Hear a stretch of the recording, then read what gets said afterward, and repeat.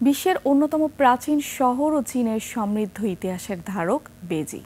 Forbidden city এবং summer প্যালেসের মতো ঐতিহাসিক স্থাপনাগুলো পর্যটকদের আকর্ষণের অন্যতম স্থান। ঐতিহ্য ও আধুনিকতার এই মেলবন্ধনে আগামী ৩ সেপ্টেম্বর দ্বিতীয় বিশ্বযুদ্ধ স্মরণে বিশাল সামরিক কুচকাওয়াজের সাক্ষী হতে যাচ্ছে বেজিং। বিস্তারিত আফ্রিদি হুসাইনের ডেস্ক রিপোর্টে। প্রায় 2,20,00,000 মানুষের শহর বেইজিং, যা একসময় ছিল বিশ্বের প্রাচীনতম রাজধানীগুলোর মধ্যে অন্যতম। এখানে রয়েছে চীনের সমৃদ্ধ ইতিহাসের সবথেকে সুন্দর কিছু নিদর্শন, যা আজও মাথা উঁচু করে দাঁড়িয়ে আছে।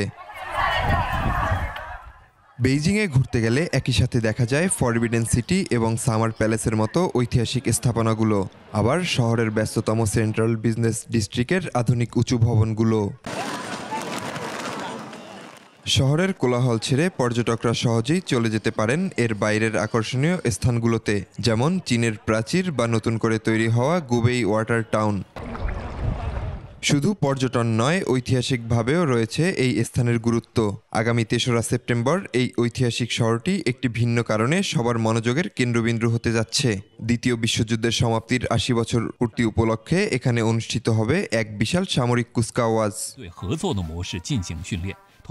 এই কুচকাওয়াজে লক্ষাধিক সেনা সদস্য অংশ নেবেন এবং এমন সব অত্যাধুনিক সামরিক সরঞ্জাম ও অস্ত্র প্রদর্শন করা হবে যা এর আগে জনসম্মুখে দেখা যায়নি। এই সামরিক কুচকাওয়াজ বেইজিংয়ের ঐতিহ্যবাহী ইতিহাসের পাশাপাশি এর বর্তমান সামরিক শক্তিও তুলে ধরবে। আফ্রিদি হোসাইন, ২১শে টেলিভিশন।